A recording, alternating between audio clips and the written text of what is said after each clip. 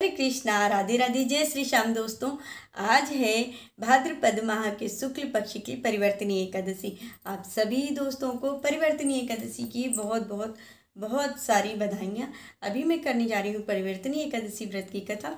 तो चलिए 2 मिनट भगवान का ध्यान कर लेते हैं, इसके बाद में कथा शुरू करेंगे। बोलो कृष्ण कन्हैया लाल की जय। श्रीमन नारायण नारायण नारायण गोविंद नारायण नारायण नारायण भजमन नारायण नारायण नारायण श्रीमन नारायण नारायण नारायण। बोलो लक्ष्मी नारायण भगवान की जय। हाथ में तुलसी दल ले लेंगे, कथा सुनेंगे। कथा संपूर्ण होने के बाद में ये तुलसी दल भगवान शालिग्राम जी के ऊपर चढ़ा देंगे।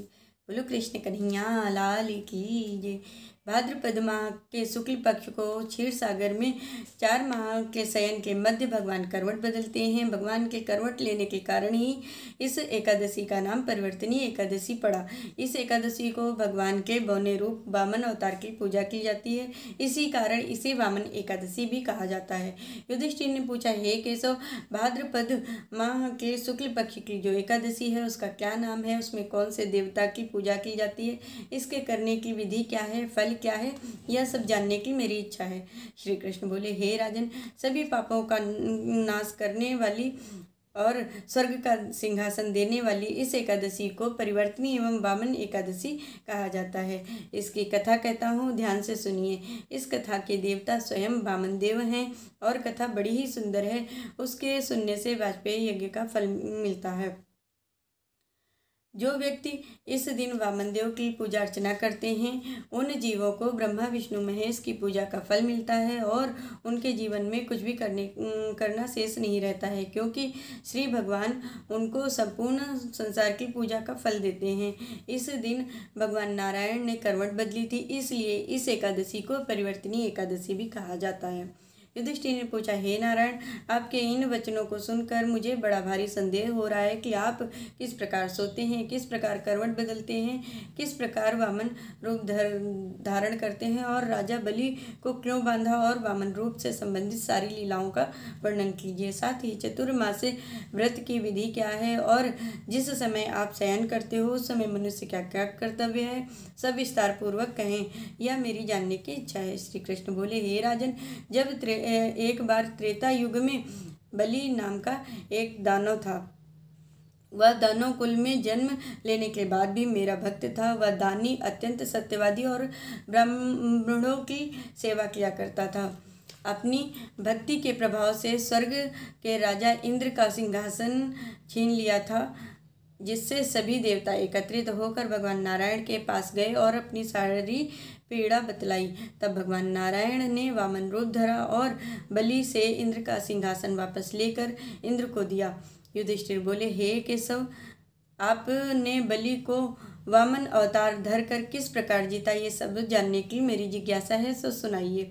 श्री कृष्ण बोले, हे राजन, राजा बलि बड़ा ही दानी था। वह ब्राह्मणों को हमेशा दान किया करता था। मैंने वामन रूप धारण करके उससे अपने छोटे छोटे पाँवों में केवल 3 पग धरती मांगी और राजा ने संकल्प ले लिया।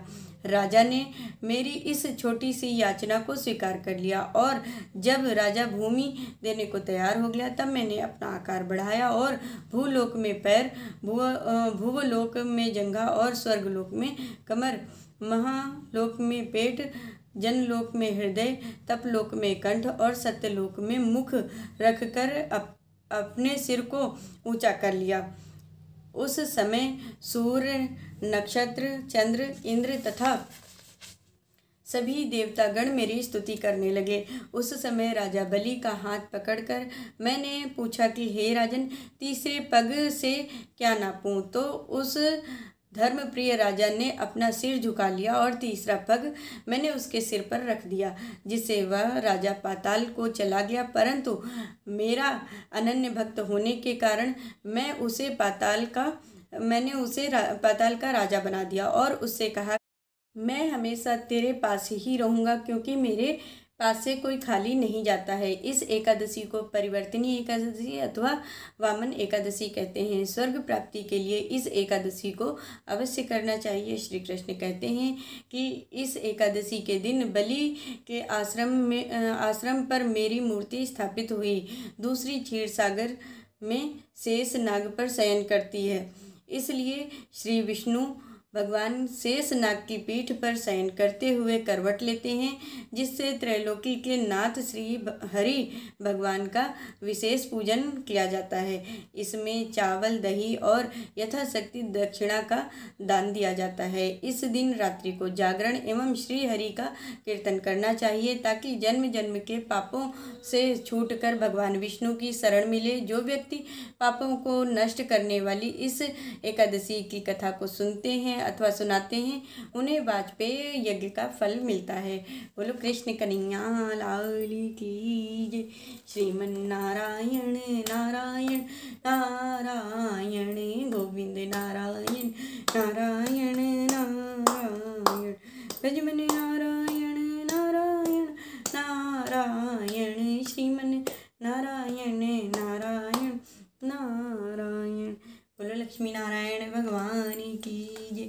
मैंने आप सभी लोगों को आज परिवर्तनीय एकादशी व्रत की कथा सुनाई है। इस व्रत की कथा को ज़्यादा से ज़्यादा शेयर करिए। जो लोग एकादशी का व्रत करते हैं उन लोगों तक इस कथा को ज़्यादा से ज़्यादा पहुंचाइए। और जो लोग चैनल पर नए हैं तो प्लीज़ चैनल को सब्सक्राइब कर लीजिए। हरे कृष्णा, राधे राधे।